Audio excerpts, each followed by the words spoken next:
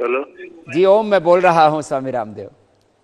प्रणाम स्वामी जी। वो हाथ का प्रॉब्लम है। हाथ हाथ में क्या प्रॉब्लम है? मेरा वो सीने में दर्द, थोड़ा हटने से हाथ भी गिराता है और ये होता है। हाथ में या हार्ट में? हार्ड हार्ड हार्ट में, हाथ में। वहाँ ब्लॉकेज ब्लॉकेज है। हार्ट में ब्लॉकेज है, हाँ। तो देखिए, हार्ट में जब ब्लॉकेज होता है तो उसका असर यहाँ तक भी आता है, उसका असर ऊपर भी जाता है, नीचे भी आता है। हार्ट की ब्लॉकेज के लिए लोग ये कहते हैं कि भाई आपको तो बाईपास कराना पड़ेगा, आपको तो एंजियोप्लास्टी कराना पड़ेगा, स्टंट डलवाना पड़ेगा। फिर किसी को हार्ट के ब्लॉकेज के साथ साथ में इजेक्शन फ्रैक्शन, हार्ट की जो कार्य पद्धति है, करंट हार्ट का जो है ना, वीक हो जाता है। अब देखो, ये भी एक बहुत इंटरेस्टिंग आपको बात मैं बता रहा हूं कि ब्लड का सर्कुलेशन बॉडी में रहना बहुत जरूरी है ठीक से। उसके लिए नेचुरोपैथी में अलग प्रकार की पंचकर्म, षटकर्म की, स्नेहन, सेदन, विरेचन और अलग अलग प्रकार के तेल, अभ्यंग की, ये सब व्यवस्थाएं की जाती हैं। योग में अलग अलग प्रकार के पोस्चर्स, अलग अलग प्रकार के प्राणायाम करवाए जाते हैं। आयुर्वेद में भी केसर से लेकर के, शिलाजीत से लेकर के, च्यवनप्राश से लेकर के, अश्वगंधा से लेकर के, ये सारी चीजें दी जाती हैं। तो इससे ब्लड का सर्कुलेशन अच्छा रहता है।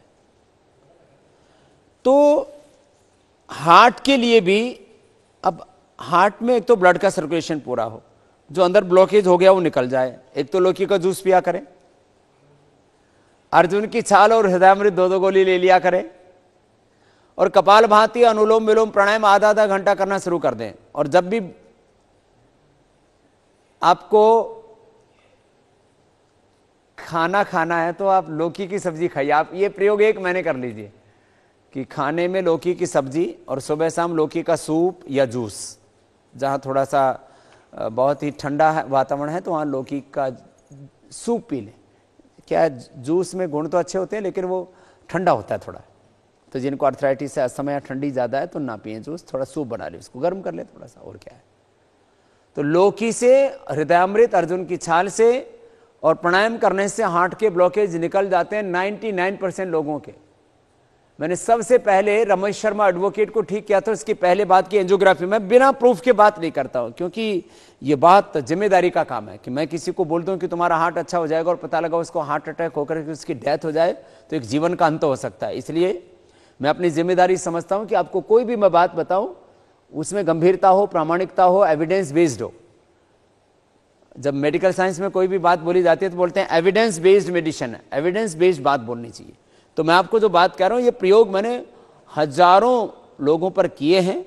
श्रद्धेय पूज्य आचार्य भाषण जी महाराज और हमारे सारे वैद्य पूरे देश भर में प्रयोग करते। हम प्राणायाम करा करके ये जो उपचार बताए इसको करा करके हमने लाखों लोगों को हार्ट के ऑपरेशन से बचाया। इसी तरह से गर्दन के, कमर के, घुटनों के ऑपरेशन से, लीवर किडनी के ऑपरेशन से हमने लोगों को बचाया। तो वो आपको मैंने उपाय बता दिए हैं, उसको कीजिए। ये हार्ट के लिए पॉइंट होता है, छोटे अंगुली के नीचे यहाँ पर, यहाँ दबाने से हार्ट अच्छा होता है।